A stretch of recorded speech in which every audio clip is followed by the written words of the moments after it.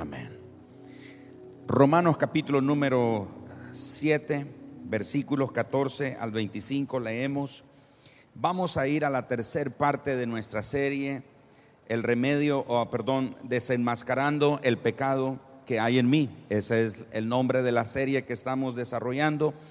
Y la tercera parte de hoy es el remedio para el pecado. El remedio para el pecado. Romanos 7, 14 al 25. Por lo tanto, el problema no es con la ley, porque la ley es buena y espiritual. El problema está en mí, porque soy demasiado humano, un esclavo del pecado. Realmente no me entiendo a mí mismo, porque quiero hacer lo que es correcto, pero no lo hago. En cambio, hago lo que odio. Pero si yo sé que lo que hago está mal, eso demuestra que estoy de acuerdo con que la ley es buena. Estoy de acuerdo con que la ley es buena. Entonces no soy yo el que hace lo que está mal, sino el pecado que vive en mí. Yo sé que en mí, es decir, en mi naturaleza pecaminosa, no existe nada bueno. Quiero hacer lo que es correcto, pero no puedo. Quiero hacer lo que es bueno, pero no lo hago. No quiero hacer lo que está mal, pero igual lo hago. Ahora, si hago lo que no quiero hacer, realmente no soy yo el que hace lo que está mal, sino el pecado que vive en mí. He descubierto el siguiente principio de vida: que cuando quiero hacer lo que es correcto, no puedo evitar hacer lo que está mal. Amo la ley de Dios con todo mi corazón, pero hay otro poder dentro de mí que está en guerra con mi mente. Ese poder me esclaviza al pecado que todavía está dentro de mí. Soy un pobre desgraciado. ¿Quién me libertará de esa vida dominada por el pecado y la muerte? Gracias a Dios, la respuesta está en Jesucristo nuestro Señor. Así que ya ven, en mi mente de verdad quiero obedecer la ley de Dios, pero a causa de mi naturaleza pecaminosa, soy esclavo del pecado. Ahí nos detenemos y en la primera parte de esta serie abordamos el tema de el pecado o la generación en la que el pecado desapareció. Y hablamos sobre eso, cómo es que se puede comprobar que en nuestra generación el pecado, lo que implica, el significado de la palabra pecado o el pecado en sí mismo ha desaparecido. Luego hablamos el domingo pasado sobre la malignidad del pecado y vimos que el pecado es como el cáncer que si no se le atiende se disemina en todos los tejidos alrededor de lo que él está.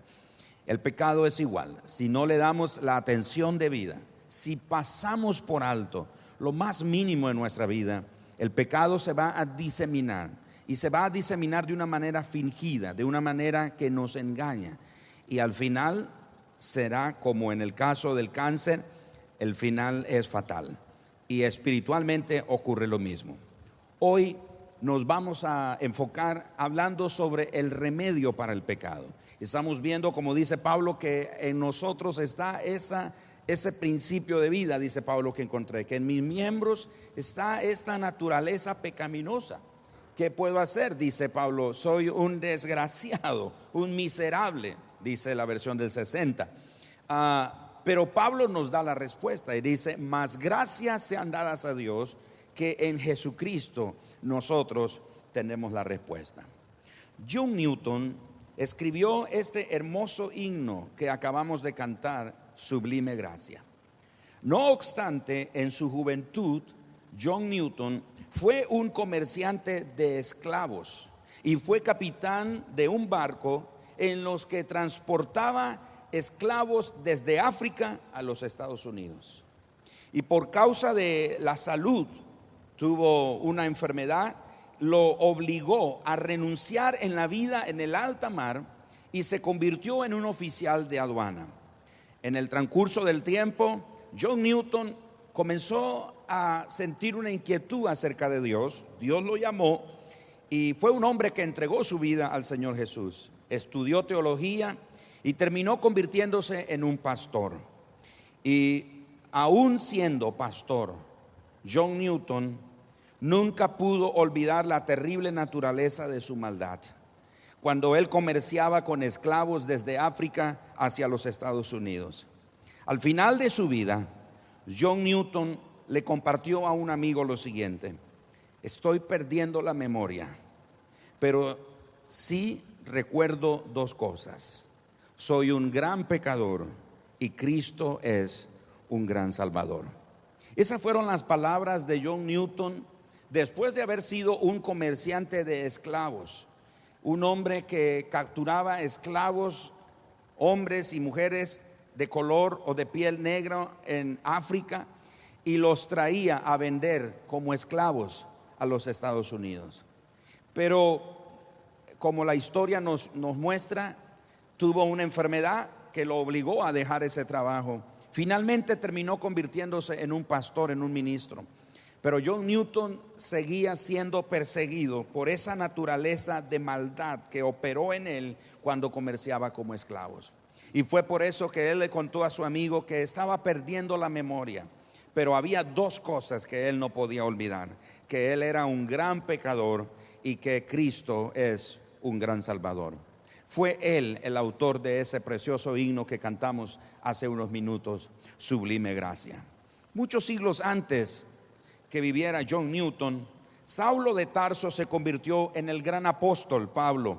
Pero también Pablo se sentía culpable por haber cometido graves pecados.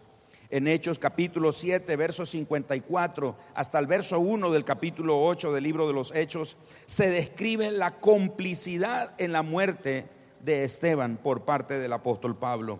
En Hechos capítulo 9, versos 1 al 2, encontramos cómo él perseguía a los creyentes y los encarcelaba, los arrastraba por los cabellos y los llevaba a la cárcel. Pero al final de su vida, el apóstol Pablo escribió que en su juventud él había sido un blasfemo, un perseguidor de la iglesia e inclusive un insolente, según primera de Timoteo 1:13. Pero en ese mismo contexto, el apóstol Pablo también dijo lo siguiente: Cristo Jesús vino al mundo para salvar a los pecadores, de los cuales yo soy el primero. Primera de Timoteo 1:15 nos da ese relato. Pero John Newton y Pablo se percibían, se consideraban, se identificaban como grandes pecadores, pero que tenían un grandioso Salvador, Jesucristo. Ahora, la mayoría de nosotros los creyentes posiblemente no nos identificamos con ellos en cuanto a la gravedad de todos nuestros pecados pasados, porque quizás nunca cometimos adulterio, quizás nunca cometimos un asesinato, quizás nunca traficamos con drogas, o quizás nunca estafamos a la empresa donde trabajábamos. Quizás al reflexionar de nuestra vida pasada, puede ser que en términos generales fuimos hijos obedientes, fuimos adolescentes ejemplares, tuvimos o fuimos empleados confiables, fuimos un esposo o una esposa, padre o madre fieles, ejemplares.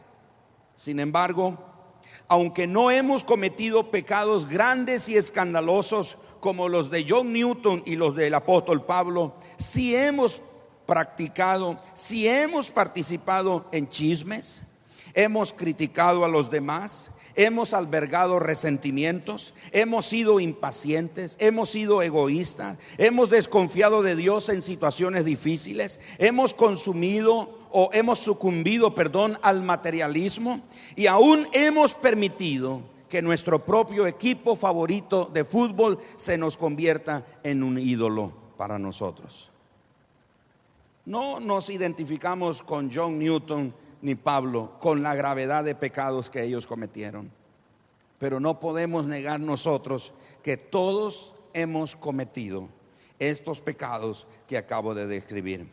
Pero en algo tenemos que estar de acuerdo con ellos: es que también nosotros somos grandes pecadores, pero tenemos un gran Salvador. Somos grandes pecadores, pero tenemos un gran pecador, un gran Salvador. Jesús es el único remedio. Jesús es la única esperanza para nuestro pecado. Pablo y Newton se describieron a sí mismos como pecadores en el tiempo verbal presente. Ninguno de ellos dijo, fui. Ninguno de ellos dijo, yo fui en algún tiempo. Por el contrario, o más bien, ambos dijeron, yo soy. Newton dijo, soy un gran pecador, pero Cristo es un gran salvador. Pablo dijo, Jesús vino al mundo para salvar a los pecadores, de los cuales yo soy el primero. Desde su conversión hasta su muerte, estos dos hombres, John y Pablo, el carácter de ambos, desde su conversión hasta su muerte, el carácter de ambos se fue haciendo semejante al de Cristo. Con el tiempo ambos se condujeron más y más como santos, pero en el proceso de crecimiento se involucró ser cada vez más conscientes y sensibles a las expresiones pecaminosas de la carne que todavía influía en ellos. No podemos negar eso, que con el pasar del tiempo estos dos hombres, su carácter se fue transformando, se fue pareciendo al de Cristo, fueron convirtiéndose cada vez más en santos. Y cuando hablamos de la palabra santo, no estamos diciendo que eran perfectos como Dios, pero tenían la conciencia de que eran apartados para Dios, que no podían vincularse con el pecado o cualquier tipo de práctica de pecado.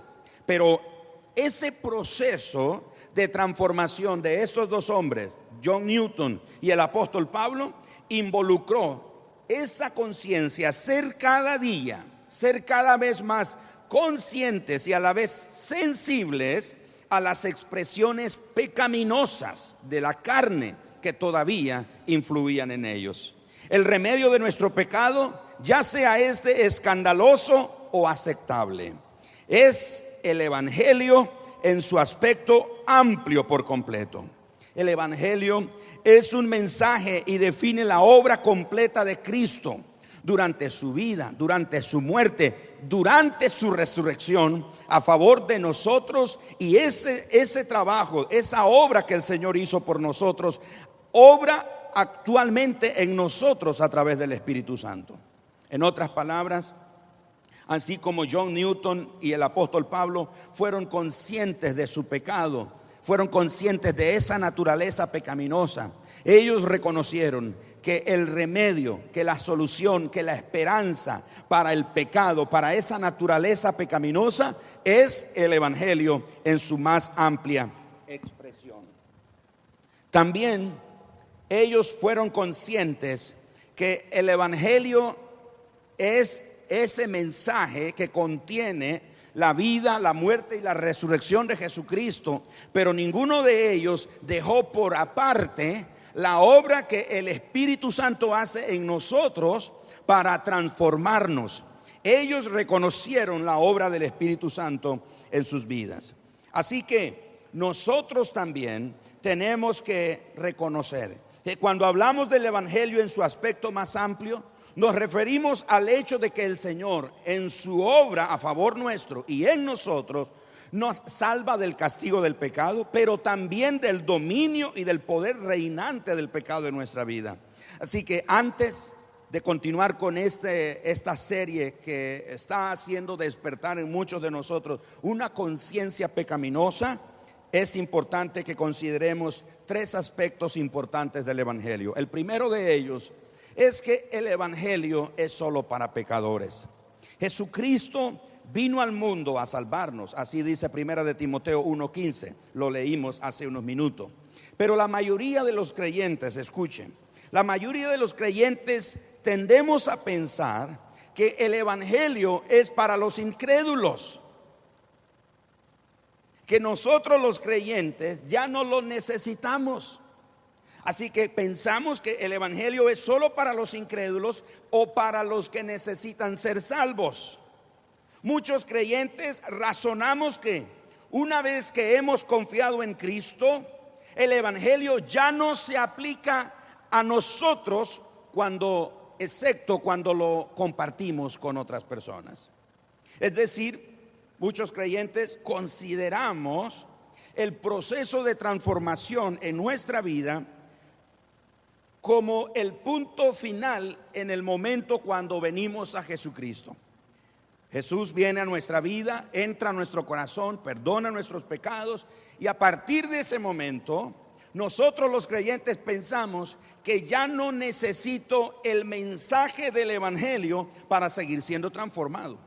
Pensamos que, bueno, ahora hay que predicarle el evangelio a los que no conocen al Señor, a los incrédulos, a los impíos, a los que cometen esos pecados escandalosos. Pero nosotros ya somos cristianos, ya somos creyentes, ya estamos en la iglesia, ya somos parte de una congregación, ya cantamos, aplaudimos, participamos de todas las prácticas de la congregación local. Entonces ya soy un creyente, no necesito el evangelio. Ese es un error muy grave.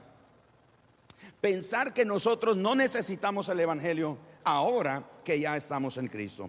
Ahora, es importante que aunque somos verdaderos santos en el sentido de haber sido separados para Dios, todos los que estamos aquí, que hemos creído en Cristo, estamos de acuerdo, teológicamente estamos de acuerdo en el hecho de que hemos sido apartados para Dios, hemos sido separados para Dios, somos santos. Eso es lo que quiere decir, esa es la connotación de santo. Hemos sido apartados, hemos sido dedicados, separados para Dios. Sin embargo, aunque nosotros somos santos, apartados y separados para Dios, aún nosotros somos practicantes del pecado.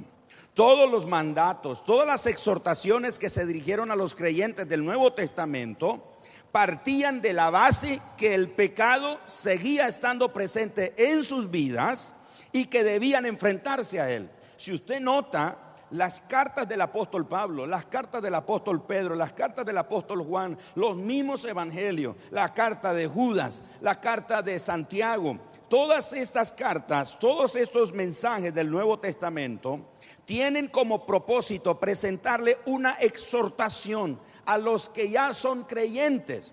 Lo que quiere decir, hermanos, que hoy nosotros tenemos que cambiar este paradigma, este concepto que tenemos en nuestra vida.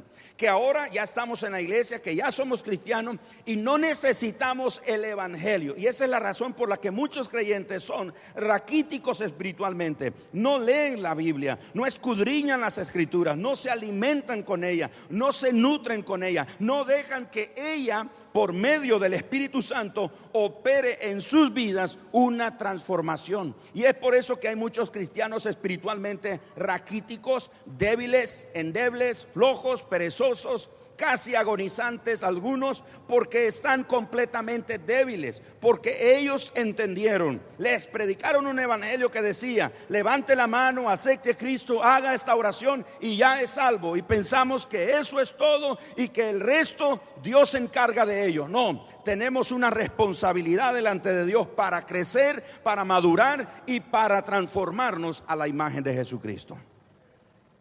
No es asunto de que usted ya es un cristiano. Es por eso que todavía batalla con lo que batalla. Es por eso que todavía tiene conflictos con lo que tiene conflicto en su corazón. Es por eso que todavía se siente débil. Es por eso que tiembla ante la tentación. Es por eso que cae fácilmente ante la tentación. Porque usted ha perdido de vista que necesita el evangelio, el mensaje del evangelio, que incluye la vida, la muerte, la resurrección y la obra del Espíritu Santo en nuestra vida. Necesitamos el evangelio. Diga al vecino suyo: necesitamos el evangelio. No podemos llevar la vida cristiana lejos del evangelio. No podemos llevar la vida cristiana aparte del evangelio. Necesitamos que el mensaje del evangelio, que repito, incluye la vida, la muerte y la resurrección de Jesucristo, las consecuencias o los beneficios de ello, pero también la obra que el Espíritu Santo opera en nosotros. En 2 de Timoteo 3:16, el apóstol Pablo dice que hay 4 usos eficaces de las escrituras. Dice que toda la escritura es útil para enseñar, para redarguir, para corregir, para instruir en justicia. Se mencionan esos 4 usos eficaces de las escrituras, pero entre ellos hay 2 que se destacan. Y el primero es para redarguir y para corregir. Estos 2 usos de las escrituras revelan que todavía tenemos pecados por los cuales ella nos redarguye y nos corrige, la palabra de Dios. ¿A quién creen ustedes que le escribió esta carta Pablo en 1 Timoteo o 2 Timoteo 3:16? Se la escribió a un joven pastor para que lo compartiera con una congregación que él ministraba. Vean de hecho Apocalipsis capítulo 3 verso 20. He aquí yo estoy a la puerta y llamo. Si alguien oye mi voz y abre la puerta, entraré y cenaré con él. ¿A quién creen ustedes que va dirigido ese mensaje?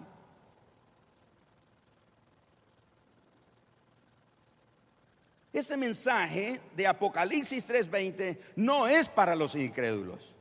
Nos paramos en nuestros púlpitos y predicamos ese mensaje. Lo publicamos en Facebook esperando que un incrédulo, un inconverso se sienta impelido o redarguido por el Espíritu Santo para que abra su corazón. Y se lo decimos a la gente, pero está mal aplicado. Ese mensaje a quien debemos de aplicarlo primero es a nosotros, porque a quien está dirigido es a la iglesia, es a los creyentes, no es a los incrédulos. ¿Se da cuenta? Necesitamos el evangelio todavía en nuestra vida. ¿Me estoy explicando, hermanos?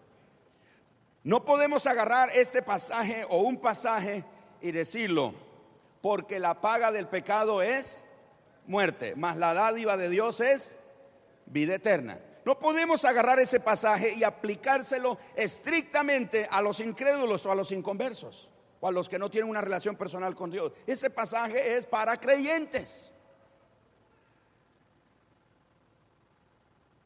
Dice entonces que la escritura es útil para enseñar. Dice que redarguye. Redarguir es traer la conciencia, es traer una revelación de nuestra condición de pecado delante de Dios. Y dice que corrige. La escritura tiene ese poder de corregir nuestra vida. Ahora la pregunta sería, si ya soy salvo, si ya soy cristiano, ¿para qué necesito ser corregido? Como decía mi abuelo, écheme ese trompo en este dedo. Decía mi abuelo, échame ese trompo en este dedo. Es decir, explícame, dame una explicación de eso. Si soy salvo, si ya creo en Cristo, si ya soy un cristiano, ¿para qué necesito ser corregido? ¿O de qué necesito ser corregido? Es que mi amado hermano, en nosotros todavía corre, se mueve esa naturaleza de pecado.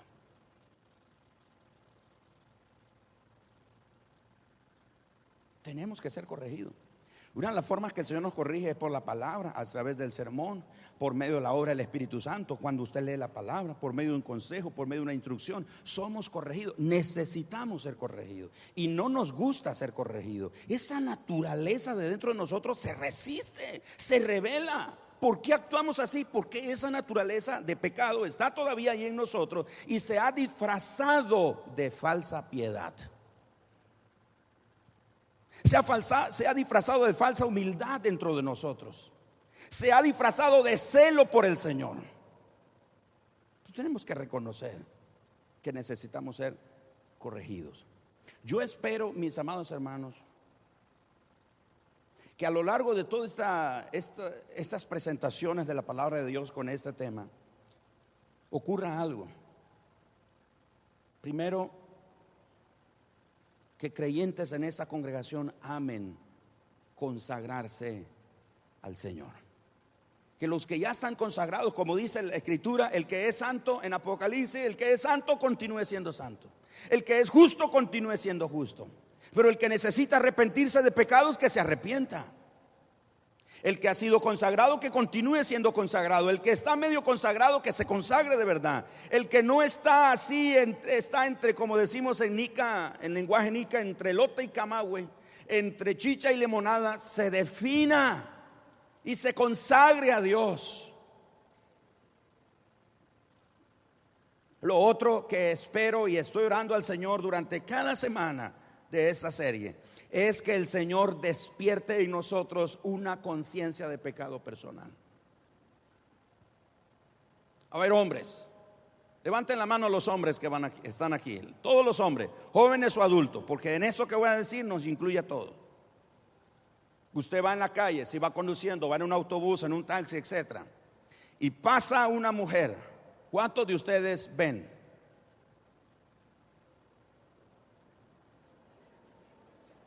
No se preocupe, su esposa no lo va.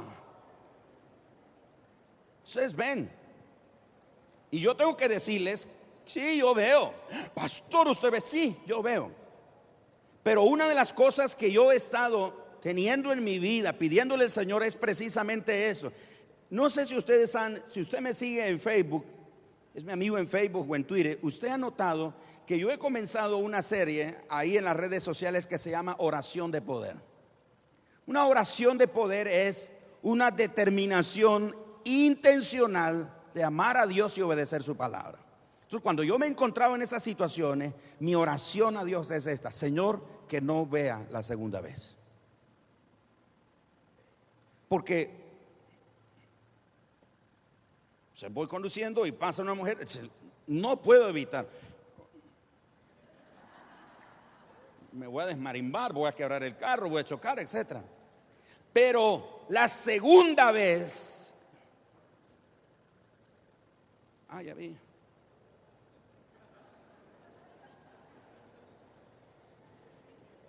Y por el espejo retrovisor.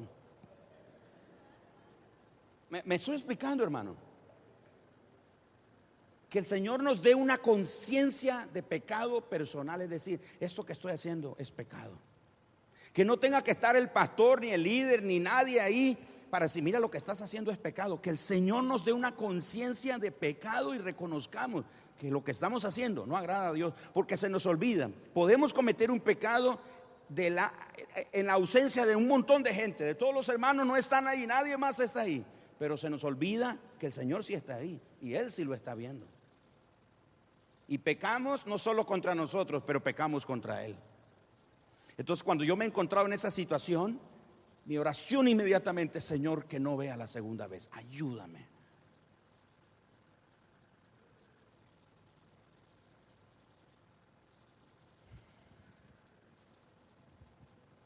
Eso hace la palabra, nos redarguye, nos corrige. Así que el primer uso del evangelio como remedio para nuestros pecados es labrar el terreno de nuestros corazones para que podamos ver nuestra iniquidad. Eso es lo que hace la palabra de Dios. Ella redarguye, ella corrige, y lo que hace es que labra el terreno, el terreno de nuestro corazón para que nosotros podamos ver la iniquidad que está dentro de nosotros. Eso no es malo, eso no es pecado. Todo con medida es bueno. De todos modos, si no le hace daño a nadie, si no le hace daño, si no le afecta a otro, entonces no hay problema. El problema es que sí te afecta a ti y afecta a otros. El pecado siempre tiene daños o consecuencias colaterales. Nunca va a afectar solamente a una persona. Si aceptamos cada día nuestra condición de pecadores, necesitamos del evangelio. Necesitamos considerar nuestro corazón que el evangelio es el único remedio para nosotros, porque muchas veces en nuestra conciencia, en nuestro corazón, nos consideramos muy justos. Ese corazón nuestro muchas veces se considera justo y nos preparamos para enfrentar y aceptar la realidad de la impiedad que todavía está en nosotros. Necesitamos decirle: Señor, este corazoncito que muchas veces se cree justo delante de ti, Señor, por favor, da esa conciencia en mi vida para poder enfrentar la realidad y la impiedad que todavía está en mí. Así que digamos todos: necesitamos del evangelio, porque el evangelio es solo para pecadores. Fue por eso que los fariseos, los doctores de la ley, chocaron con el evangelio, porque ellos se consideraban puros, se consideraban justos, se consideraban perfectos, se consideraban santos. Chocó con ellos el evangelio, o más bien ellos chocaron con el evangelio. Así que el evangelio es para toditos ustedes que están aquí, empezando por mí. Necesitamos el evangelio. Así que yo le animo que a partir de hoy usted permita que lo que el evangelio enseña, el mensaje que el evangelio presenta, lo reciba en su vida. Aunque usted ya es un creyente apartado para Dios, pero el pecado todavía late dentro de usted. Número 2, el Evangelio no solo nos prepara para enfrentar nuestro pecado, también nos libera para hacerlo. El hecho de reconocer nuestras iniquidades nos hace sentir culpables. Por supuesto, nos sentimos culpables porque lo somos. Y si creemos de manera consciente o inconsciente que Dios nos considera culpables, nuestro instinto de conservación nos impide reconocer nuestro pecado y nuestra culpa, o al menos tratamos de minimizarlo. Pero no es posible pretender resolver alguna manifestación particular de la maldad, como la ira o la autoconmiseración, hasta que reconozcamos abiertamente la presencia y la influencia de ese pecado en nuestra vida. Le comentaba a mi esposa uno de estos días que estaba orando por una situación particular. Yo le decía a mi esposa, mi oración es: Señor, yo traigo este asunto delante de ti, pero yo no quiero escudarme detrás del pecado de la autoconmiseración. ¿Qué es la autoconmiseración? Es lo que se conoce como el PG. Sigla en su libro Más allá de la cumbre, dice que muchos sufrimos de el síndrome del PG. Pobrecito yo. Eso es la autoconmiseración. Cuando usted y yo cometemos un pecado, o el Espíritu Santo nos redarguye, nos da testimonio que un pecado en nosotros, no vengamos delante de Dios escudándonos en ese pecado de autoconmiseración. Señor, es que pobrecito, y mírame. No. Apártese de eso y preséntese delante de Dios como lo que realmente es. No trate de fingirlo, no trate de minimizarlo, no trate de disfrazarlo el asunto. Pero hay que venir delante de Dios tal y como somos. También no es posible pretender resolver alguna manifestación particular de la maldad, como lo que acabo de explicar, la ira, la autoconmiseración, sin que reconozcamos abiertamente su presencia en nuestra vida. Así que necesitamos tener la seguridad de que nuestro pecado ha sido perdonado para comenzar a enfrentarlo. Y claro, necesitamos corregirlo después. En otras palabras, lo que estamos diciendo aquí es hoy que tenemos que reconocer que hemos sido perdonados. ¿Cuántos saben que hemos sido perdonados del pecado? Pero tenemos que enfrentar el pecado que todavía vive dentro de nosotros. Ahora le voy a decir una cosa: el único pecado que usted y yo podemos confrontar es el que ha sido perdonado. Pecado que no ha sido perdonado no puede ser confrontado. No podemos vencer lo que no ha sido perdonado.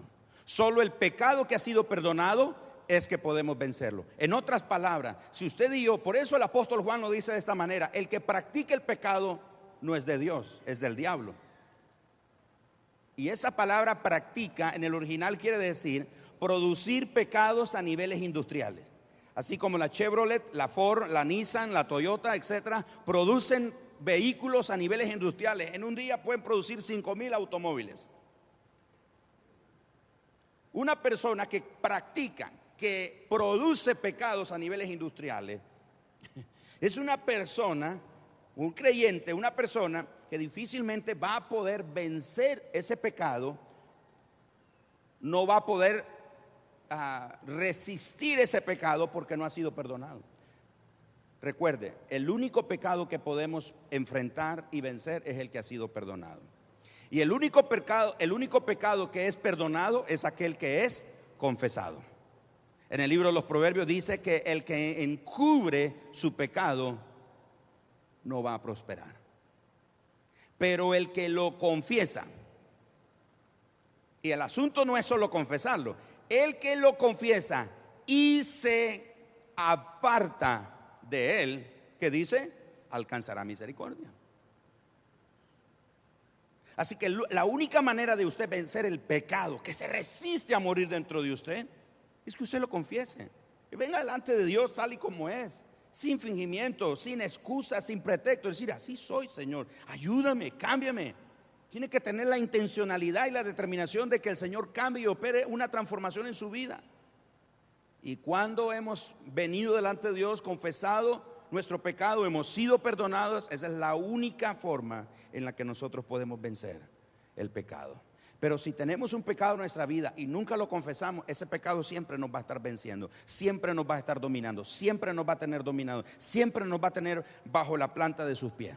En vez de nosotros tener el pecado bajo la planta de nuestro pie, el pecado nos tiene bajo su dominio. Somos esclavos. Tenemos que confesarlo, ser perdonados y entonces enfrentarlo y, por supuesto, seguir corrigiéndolo. Tercero y último, el Evangelio nos motiva y nos da energía para enfrentar nuestro pecado. No es suficiente aceptar o reconocer el pecado con honestidad. Escúchelo bien. Si queremos crecer a semejanza del carácter de Cristo, hay que corregirlo en nuestra vida. Para usar una frase de las Escrituras, significa que debemos hacerlo morir, según Romanos 8:13 y Colosenses 3:5. Alguien dijo en una ocasión: el único pecado contra el cual podemos luchar es el que ha sido perdonado. No podemos comenzar a enfrentar la actividad del pecado en nuestra vida hasta que hayamos lidiado con la culpabilidad que resulta de este. Así que el Evangelio es necesario. El Evangelio es el remedio para el pecado. El Evangelio nos motiva, nos da esa energía para poder enfrentar el pecado. No podemos, como creyentes, enfrentar el pecado de una manera en la que no tengamos como base o sustento el Evangelio. La seguridad de que Dios ya no nos inculpa de nuestro pecado produce dos cosas. Primero, nos asegura que Él está por nosotros y no contra nosotros. Romanos 8:31. Que si Dios es por nosotros, fíjense que la mayoría de los creyentes leemos ese pasaje a la luz de pruebas o de adversidades. Porque el pasaje más adelante dice: ¿quién nos separará del amor de Dios?, etcétera, etcétera. Pero si ustedes notan, todo el contenido del libro de Romanos viene hablando sobre esa naturaleza de pecado. Cuando Pablo dice aquí en Romanos 8:31 que si Dios es por nosotros, ¿quién contra nosotros? En otras palabras es que si ya Dios te perdonó los pecados, si a Dios perdonó el pecado en tu vida, Él no va a estar contra ti. Él va a estar en favor tuyo. No estamos solos en la lucha contra el pecado. Diga conmigo: no estoy solo en la lucha contra el pecado. Usted y yo no estamos desprovistos de recursos para enfrentar el pecado. Dios ya no es nuestro juez. Ahora Él es nuestro Padre Celestial. Nos ama con un amor infinito que se genera en Él mismo, a pesar de nuestros pecados. Lo segundo que produce esa convicción de que el Señor ya no nos inculpa de pecado es que nos produce una mayor gratitud por la que ya Él ha hecho, por lo que Él ya ha hecho y por lo que está haciendo a favor de nosotros a través de Jesucristo. Uno de los pecados aceptables que vamos a ver, como en el quinto domingo, si no me equivoco, es el pecado de la ingratitud. Muchos de nosotros hemos considerado como normal la ingratitud.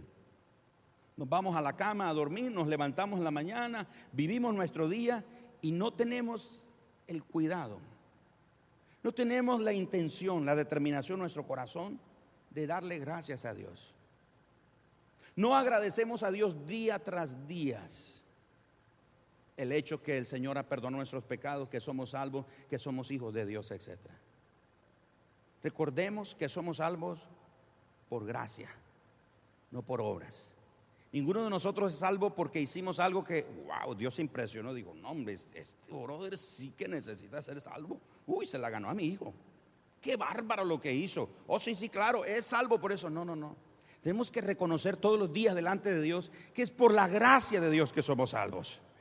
No caminemos en esta vida pensando: bueno, soy hijo de Dios y bueno, gloria a Dios, amén, aleluya, etcétera, y todas las consignas cristianas que podamos decir, etcétera, y que pues ya Dios sabe, ahora soy su hijo y Dios tiene la obligación de mantenerme, de cuidarme, de bendecirme, de protegerme, de defenderme, de sanarme, etcétera, etcétera, etcétera. No, Dios no tiene ninguna obligación.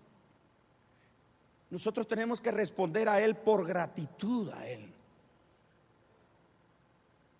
Tenemos que amar a Dios, tenemos que servir a Dios por la gratitud de nuestro corazón, no necesariamente por la obediencia. En Hebreos capítulo número 10, 12, el escritor de los Hebreos dice que mediante ella, hablando de la gratitud, sirvamos al Señor. Yo no sirvo a Dios porque lo quiero impresionar.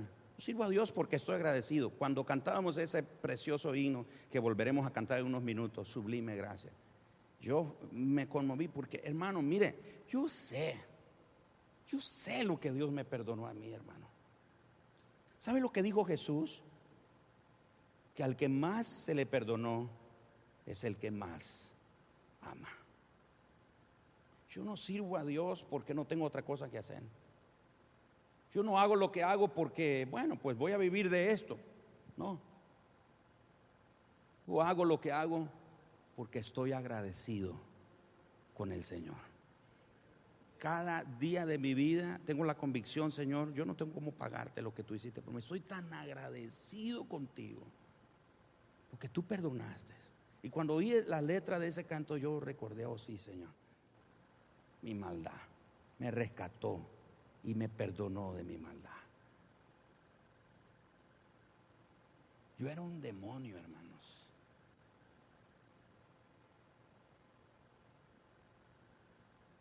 Como muchos de ustedes. Éramos demonios, pero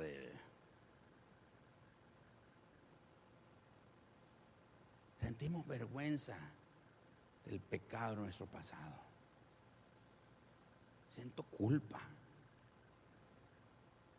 Y esa culpa no es como acusación, es la conciencia o la convicción de que yo soy uno que necesito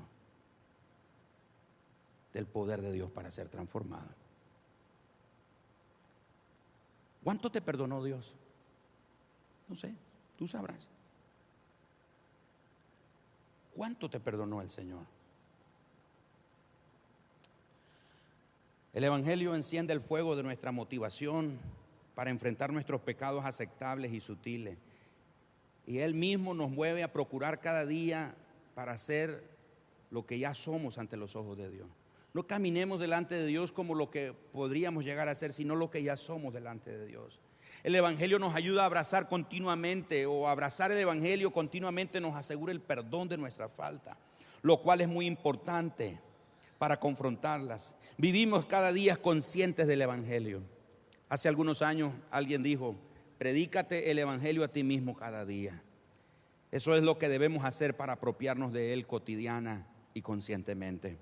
Debemos de predicarnos el Evangelio y personalizarlo. No hay un solo día de nuestra vida que seamos tan buenos que no necesitemos el Evangelio. ¿Escuchó lo que acabo de decir? No hay un solo día de nuestra vida que seamos tan buenos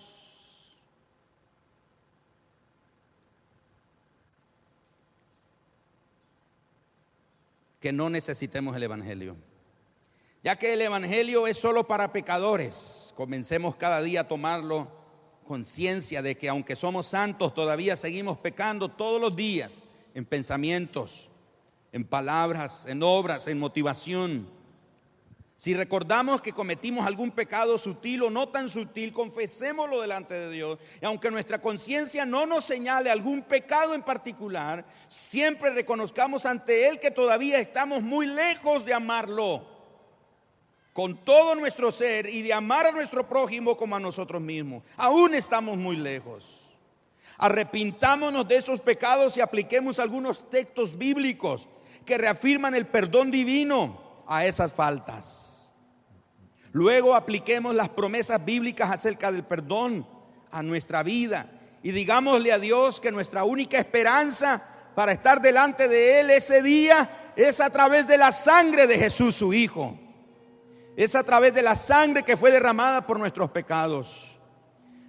Es a través de la vida recta que Él entregó por nosotros.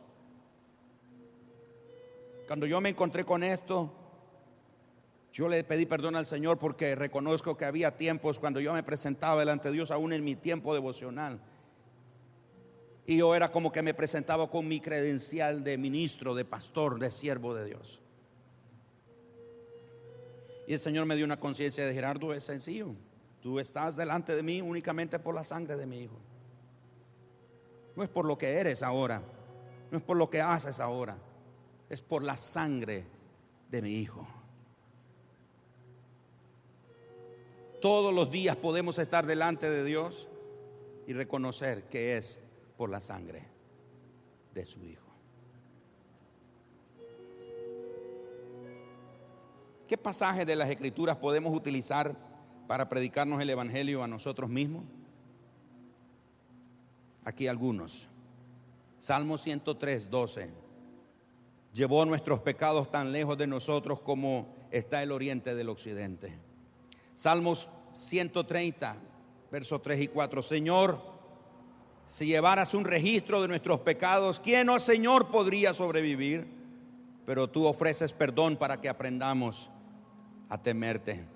Isaías 1:8. Vengan ahora, vamos a resolver este asunto, dice el Señor. Aunque sus pecados sean como la escarlata, yo los haré tan blancos como la nieve. Aunque sean rojos como el carmesí, yo los haré tan blancos como la lana. Isaías 38:17. Sí, esta angustia ha sido buena para mí, porque me has rescatado de la muerte y has perdonado todos mis pecados. Isaías 53:6. Todos nosotros nos hemos extraviado como ovejas. Hemos dejado los caminos de Dios para seguir los nuestros. Sin embargo, el Señor puso sobre él los pecados de todos nosotros. Miqueas 7:19. Volverás a tener compasión de nosotros, aplastarás nuestros pecados bajo tus pies y los arrojarás a las profundidades del océano. Romanos 4:7 y 8. Oh, qué alegría para aquellos a quienes se les perdona la desobediencia, a quienes se les cubren los pecados. Sí, qué alegría para aquellos a quienes el Señor les borró el pecado de su cuenta. Romanos 8:1. Por lo tanto, ya no hay condenación para los que pertenecen a Cristo Jesús. Efesios 1:7. Dios es tan rico en gracia y bondad que compró nuestra libertad con la sangre de su Hijo y perdonó nuestros pecados. Colosenses 2:13 al 14. Ustedes estaban muertos a causa de sus pecados y porque aún no los había quitado la naturaleza pecaminosa. Entonces Dios les dio vida con Cristo al perdonar todos nuestros pecados.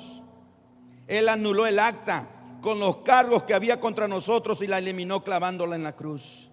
Hebreos 8:12. Perdonaré sus maldades y nunca más me acordaré de sus pecados. Hebreos 10:17 y 18. Nunca más me acordaré de sus pecados y sus transgresiones.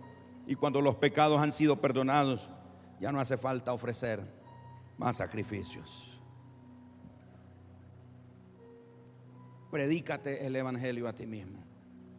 El remedio para el pecado es el Evangelio de Jesucristo. Usted y yo, cada uno de nosotros, aunque ya somos creyentes, necesitamos que el Evangelio siga trabajando en nosotros. No somos espirituales, no alcanzamos un nivel de madurez espiritual o crecemos espiritualmente por los años que tenemos de ser miembros en una iglesia, por los años que tenemos de ser creyentes. No, somos transformados, crecemos y alcanzamos un nivel espiritual en la medida que permitimos que el Evangelio de Jesucristo siga trabajando en nosotros. ¿Cuántos de los que están aquí esta mañana reconocen que necesitan que el Evangelio siga trabajando en su vida? Si usted lo reconoce, póngase de pie. Si usted reconoce, si es consciente. Si no lo reconoce, quédese sentado, no se preocupe. Pero si usted reconoce que usted necesita que el Evangelio siga trabajando en usted, es tiempo de ponerse en pie delante de Dios y decirle: Señor, ayúdame. Yo necesito que tú me cambies. Dame conciencia de pecado personal. Que antes que levante mi voz o mi mano para señalar el pecado de otro, me dé cuenta que yo mismo tengo una cuenta pendiente contigo, aunque soy creyente. Sublime gracia.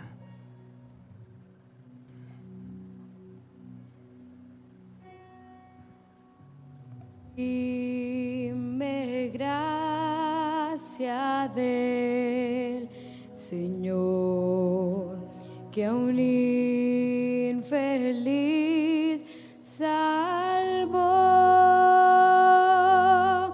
Fui ciego, mas hoy veo yo. perdido y Él me halló.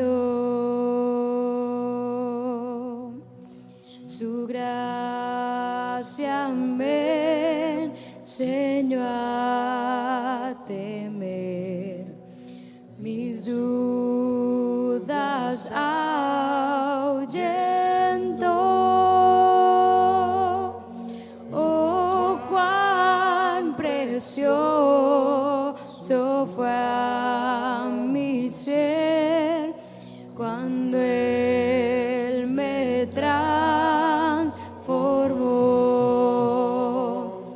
De mi maldad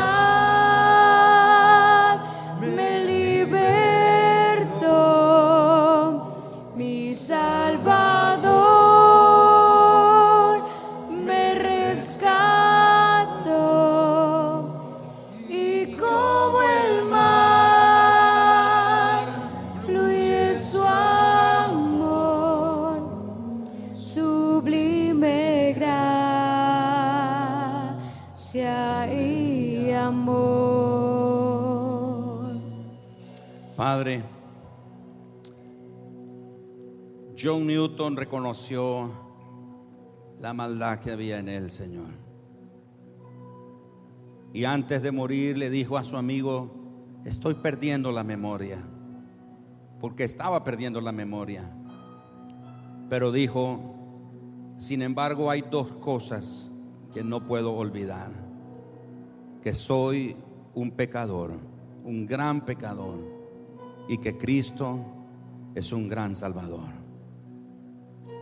Muchos siglos antes el apóstol Pablo había dicho: porque Jesucristo vino al mundo a salvar a los pecadores, de los cuales yo soy el primero.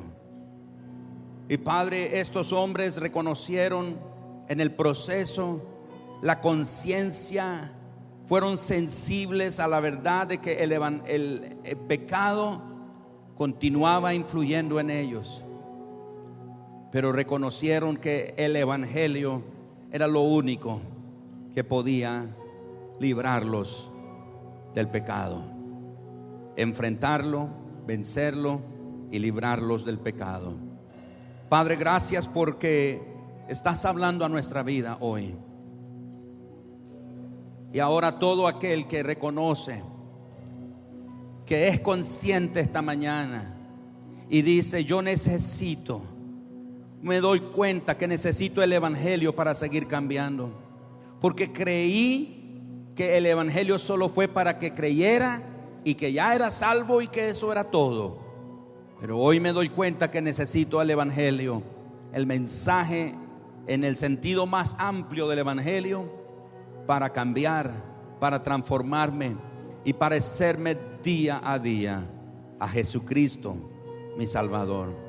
Todo aquel que reconoce esa condición en su vida, con mano alzada delante del Señor esta mañana, con mano alzada, y déjame orar por usted. Y ahí donde usted está, hace una oración pidiéndole al Señor que lo ayude y le dé la victoria y lo ayude a vencer el pecado que tiene que ser perdonado y confesado para ser perdonado, y poder enfrentarlo y corregirlo por la gracia y el poder del evangelio, y presentarse delante de Dios cada día por la sangre de Jesucristo, por la sangre de Jesucristo, por la sangre, por la sangre, por la sangre de Jesús, el Hijo de Dios, el Cordero de Dios, por la sangre del Cordero que fue inmolado en la cruz.